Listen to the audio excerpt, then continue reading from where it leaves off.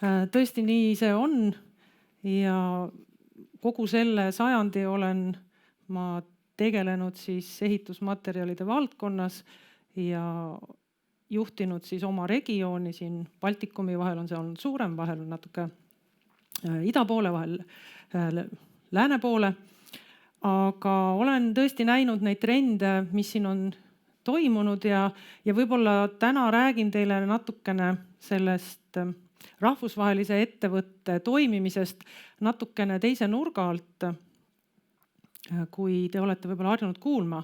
Ja see natukene haakub juba selle jutuga, millega meie tänane päev peale hakkas, millest rääkis professor Varblane, ehk et sellest globaalsest majandusest. Mina saan nüüd nii-öelda oma ettevõtte baasilt näidata, kuidas see on nagu praktikas toimunud ja kuidas ta siis välja näeb. Nii. Et alustada päris algusest peale, siis nagu te juba kuulsite, siis Sadolini teavad kõik ja Pinotexi teavad loomulikult kõik Rapla inimesed, aga isegi Rapla inimesed ei tea kõik veel, mis on AkzoNobel Baltics ja mis loom see selline on ja kuidas temaga nagu ringi käia. Ja ehk täna natukene siis saame seda segadust klattida. Et nagu kõik eelnevad ettekandjad ka on kurtnud selle üle, et aega on nii vähe ja tahaks nagu nii palju rääkida, aga selle 15 minuti sisse peab mahtuma ära kogu väike maailm. Ja natukene rohkemgi veel, siis ma üritan olla nii konstruktiivne, kui ma suudan siin oma kirega värvide vastu, et teile anda väikene ülevaade sellest, mis värv siis on ja kuidas me sellest värvist aru saame, sest tihtipeale ei see rahvusvaheline äri pole päris see, mis ta välja paistab ja ega ka see, mida me värvist arvame. Et meil kõigil on ettekujutus tavaliselt värvist see, et see on mingisugune vedelik ühe purgi sees, millega saab seinu põrandaid värvida, aga kui me nüüd laiemalt mõtleme, siis absoluutselt kõik, mida te täna siin ruumis näete, on kasutanud AkzoNobeli tooteid või analoogtooteid alates teie prillidest, lipsust, toolidest, põrandast, rääkimata seinast, laest, lampidest, mobiilidest, rääkimata tehnikast. See kõik sisaldab erinevaid värvitooteid ja see on tegelikult ka see ampluaa, millega meie tegeleme laiemalt siis kogu maailmas. Vaatame tagasi natukene ajalukku, sest see kirjeldab seda protsessi, seda sama globaliseerumist, millest me juba rääkisime. Siin on üks suhteliselt kirju slaid, palju erinevaid ettevõtteid pandud jadasse. Need on olulisemad ettevõtted, mis mängivad rolli AkzoNobel kontserni loomise ajaloos. Ja loomulikult on hästi uhke öelda, et see ajalugu ulatub tagasi 18. sajandisse. Ma ei näita mitte seda pilti selleks, et kelkida sellega, et vaadake, kui pikk on ajalugu, ettevõttes, kus mul õnnestub täna töötada, aga pigem selleks, et tekiks mingisugune ettekujutus sellest, kuidas tänapäevased suured ettevõtted on tekkinud ja kuidas nad täna toimivad ja kuidas see haakub siis nende plaanidega, mida meie siin Eestis arvame toimuvat. Tähtsamad tegevused võib-olla või sündmused siis konkreetselt Rapla jaoks on seotud selle sajandi või õigemini eelmise sajandi 80. aastatega, kui siin oli hästi palju andekaid inimesi Rapla kekis, kellel oli sügaval nõukogude aja lõpuperioodil oidu ja nutti leida üles sellised unikaalsed tooted Skandinaavia maadest, et hakata seda know-how siia tooma ja proovima toota ka Pinotexi. Pinotex ei ole Rapla ega Eesti kaubamärk, see on Taanist pärit ja tegelikult tema ajalugu ulatub juba üle 60 aasta taha. Aga need olid tublid Rapla keki inimesed, kes seda tegema hakkasid. Ja sealt edasi ei läinud väga palju aega, kui loodi esimene rahvusvaheline ettevõte kogu Nõukogude Liidus 1987, nii et järgmine aasta on meil juba 35. juubel ja selle 35 aasta jooksul on nii mõndagi juhtunud. Ja veel üks aastaarv võib-olla, mille ma tooksin siit välja, on tõesti see, kui see osa ettevõttest, mis siis oli Nobel Industry nimeline ja Hollandi ettevõtte Akzo, kui need kaks ettevõtet olid läbinud kogu selle ahela, mis siit selle ajaloo jooksul nüüd siit välja joonistub, need on ainult üksikud ettevõtted, kes on ühinenud, ühendatud, ostetud, omandatud erineval viisil. Kui tekkis Akzo Nobel Baltics ka meil ja ma ütleks selle perioodi kohta nii, et nendel selle sajandi esimese kümnendi lõpus sai mingisugusel määral otsa selline rahvusromantiline uue majanduse võidukäik. Ehk et me olime uued ja huvitavad, paljud rahvusvahelised ettevõtted tahtsid meiega siin koostööd teha, nad ei teadnud päris täpselt, mismoodi see asi välja näeb, missugused on need inimesed, kes siin on ja kuidas see asi kõik toimib. Ja kui siis ühel hetkel see suur globaliseerumise laine kohale jõudis, siis tegelikult me siiamaale kohati paljudes ettevõtetes lapime veel neid haavu, et saada aru, et me ei ole enam ei Estein ega me ei ole Sadolin, vaid me oleme Monier või Akzo Nobel või Saint-Gobain või Tikkurilla või mis iganes suur kontsern, siis sellega on raske leppida. Ma panin siia juurde veel ühe slaidi 6 ettevõttega, mille, kui minna korraks veel tagasi, siis see kõige viimane märge siin on see, et Akzo Nobel müüs ära oma kemikaalide osa. Ja selleks hetkeks tegelikult oli Akzo Nobelis formeerunud väga selge visioon olla värvide ja värvidega seotud pinnakatete tootja. Loobuti nii püssirohust, ravimitest kui kõikidest muudest kõrvalistest asjadest ja viimane selline suurem loobumine oligi siis kemikaalide businessist. Aga kuna on tegu suure kontserniga, siis tegelikult hakati kohe ostma juurde siis teemasse sobivaid värvide ja pinnakatete ettevõtteid üle maailma. Kuhu see on viinud? See on viinud sinna, et täpselt samasugused trendid on toimunud kõikide teiste suurte värvitootjatega erinevates regioonides. Ja tänaseks on siis Akzo Nobel üks 3 suurest maailma juhtivast värvitootjate kontsernist. Täna küll oma käibe poolest nendest 3 kõige väiksem, aga see on seotud väga palju selle äriga, mis müüdi kemikaalidena ära ja tõenäoliselt mõne aasta pärast me näeme hoopis teistsugust pilti. Aga selline on elu ja väikesed tegijad, ka meie mõistes, nii-öelda Euroopa mõistes suured võib-olla mängurid on nendest 3 firmast väga palju tagapool. Need ettevõtted kõik ostavad ja müüvad täna väga agressiivselt oma omandusi ja võiks öelda seda lausa, et kui vanasti oli tegu sellise pikaajalise strateegiaga ja mida suurem ja kõrgem oli juht, seda rohkem hinnati tema sellist pikaajalist nägemust, siis tänapäeval on tegelikult väga paljuski ettevõtte ise see kaup ja kaubeldakse nende ettevõtetega.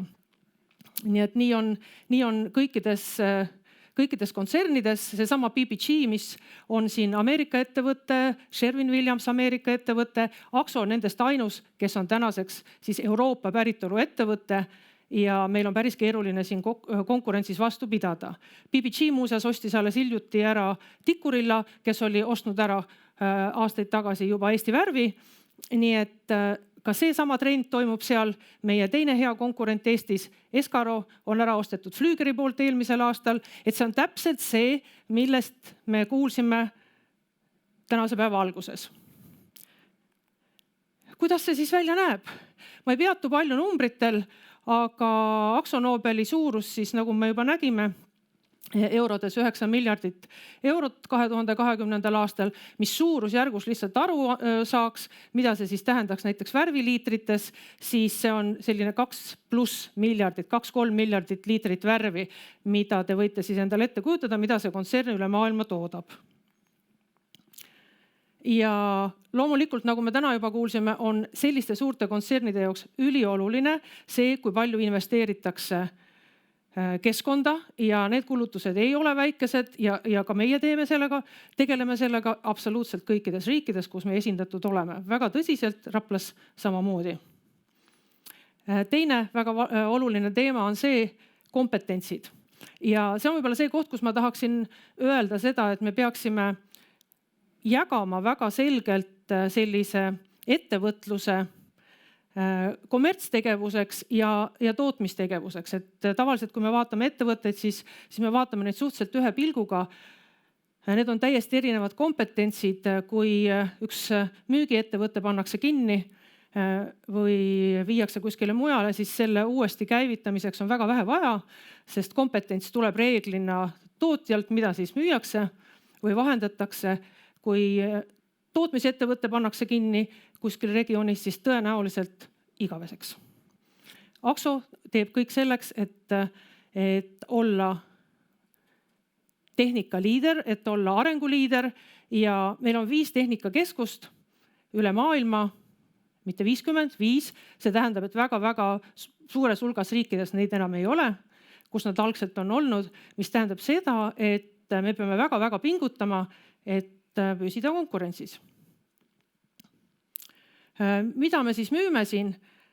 Kiiresti käime üle need ka põhibrändid meie turul: Sadolin Pinotex, Sadolin Professional ja uuel ajal ka Sikens ja Hammerite. Nii et kui te poes neid kaubamärke näete, siis teate, et see on täpselt see, millega Akzo Nobel tegeleb. Lisaks sellele, et meil on dekoratiivvärvid, on meil olemas ka tööstuslikud värvid. Ja meie ärist on see enam-vähem pool ja pool. Samamoodi on see ka Akzo Nobelis, et tööstusvärvide osa on palju-palju keerukam.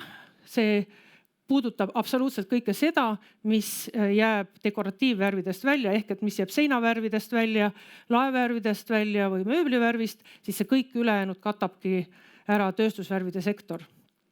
Ja siin on väga-väga palju selliseid põnevaid asju, on need siis erinevad autod, on need lennukid, on need masinad, on need elektroonikaseadmed, mis iganes pulbervärvid. Ja üks näide sellest ka, et mis siis meie turul võib-olla nii-öelda käega katsutav, kui olete reisijad inimesed, siis olete tõenäoliselt näinud Akzo Nobeli värvidega Eestis värvitud meie 3 Balti riigi liputoonides lennukeid. Nii et siis teate, et need on ka sellest samast ettevõttest pärit. Kui me räägime nüüd lähemalt Raplast, siis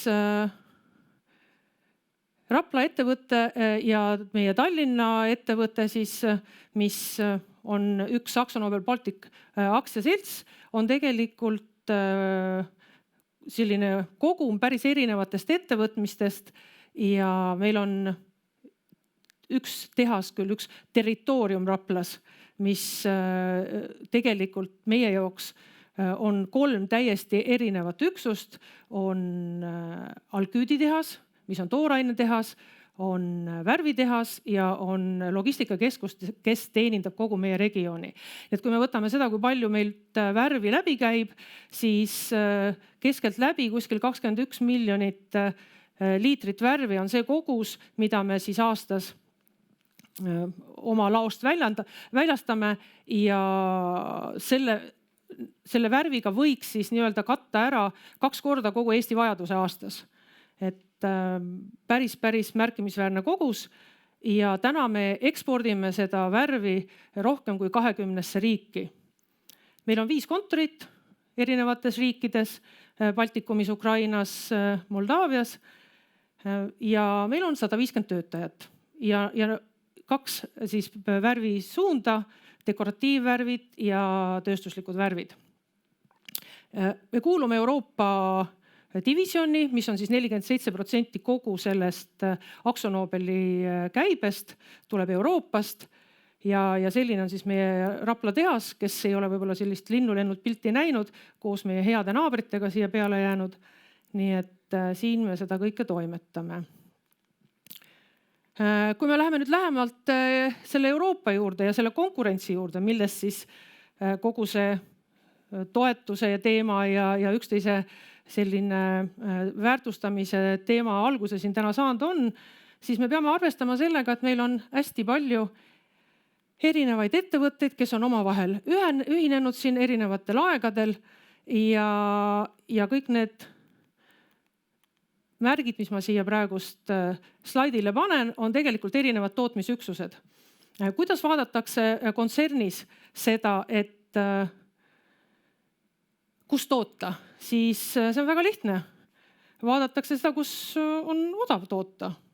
Ja kui on maailmas väga erinevaid tehaseid ja neid on nagu palju, siis ilmselgelt on neid tehaseid Euroopa jaoks väga-väga palju, mis tähendab meie jaoks konkurentsis püsimiseks ikkagi väga-väga selget tööd. Ja kui siin küsiti juba mitu korda, et mida me peame tegema ja me nägime siin väga erinevaid slaide sellest, et missugused on ootused, missugused on probleemid, mis on teemad, millega peaks tegelema, siis mulle tundub, mul küll aeg saab otsa, aga ma loodan, et ma võin 2 minutit kasutada viimase esineja eelist, et see kõige olulisem muutus, mis peab nagu toimuma või mis saab edu tuua, on tegelikult see mentaalne valmidus selleks, et meie mured on meie mured.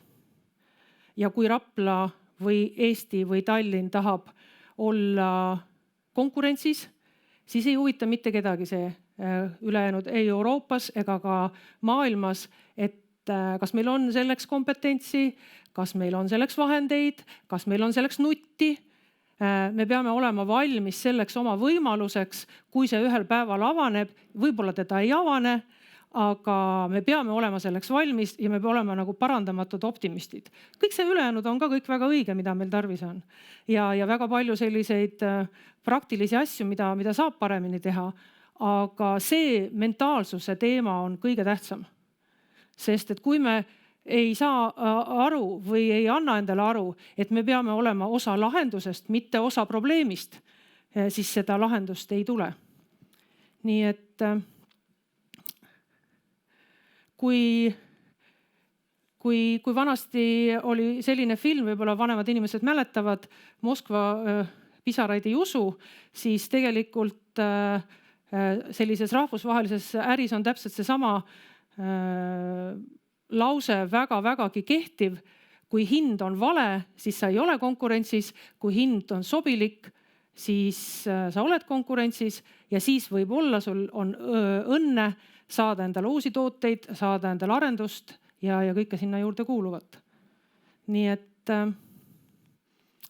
selline laias laastus siis kiire linnulennul ülevaade Akzo Nobelist ja ootustest kohalikule omavalitsusele. Suurepärane. Suur tänu, Helena Vast. Üks kiire küsimus saalist. Kas on? Jah. Aitäh. Mul tegelikult küsimus ongi inspireeritud viimasest slaidist, et tõepoolest see hind mõnes mõttes on üks niisugune, mis paneb ettevõtte, võtab kõik selle kokku.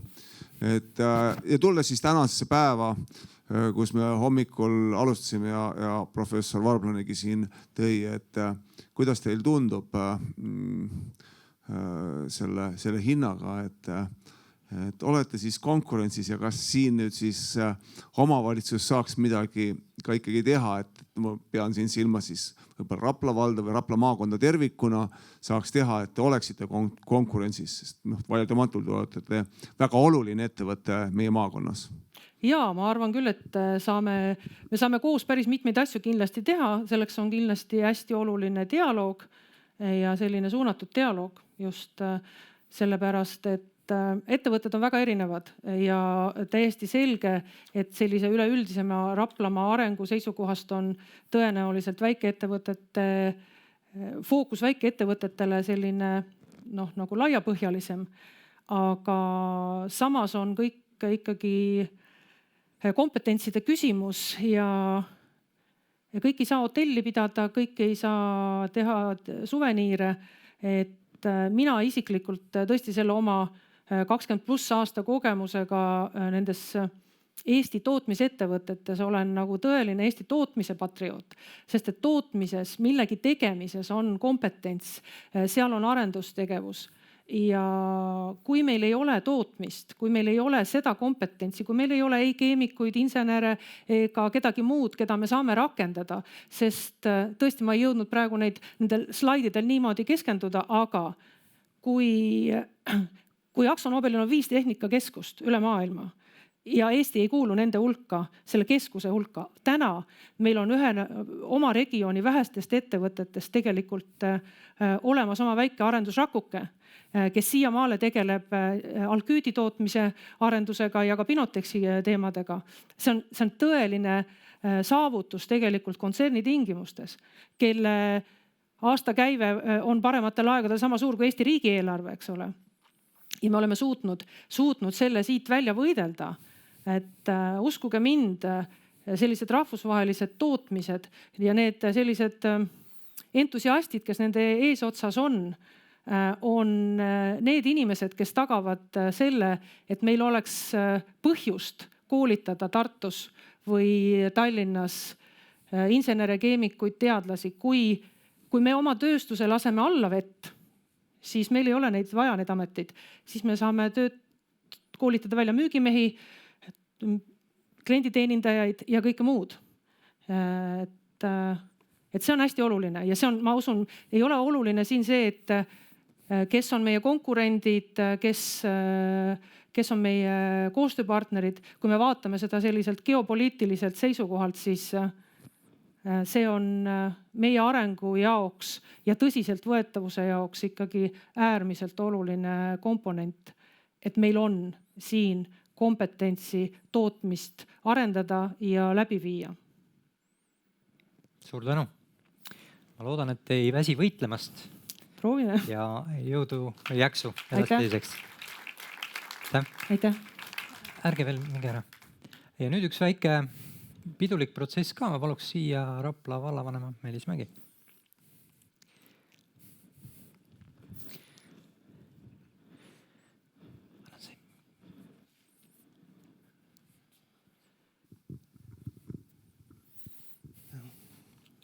Tervist minu poolt kõigile siin, et mul on olnud võimalus 1,5 aastat tagasi Akzo Nobelis käia, mulle tehti seal põhjalik ekskursioon ja pärast oli ka istumine juhi kabinetis, kus siis räägiti tegelikult sellest samast teemast, et mida siis kohalik omavalitsus saaks teha või mis siis Akzo Nobeli Rapla tehase ja töötajate poolt omavalitsusele edasi anda. Et tegelikult ma arvan, et nii mõndagi on tehtud, kui te vaatate seda taristut seal ümber, mis vallale kuulub, et sinna on hea minna nii rattaga kui jala kui autoga. Aga mõned asjad on veel tegemata, mõned asjad on tegemisel.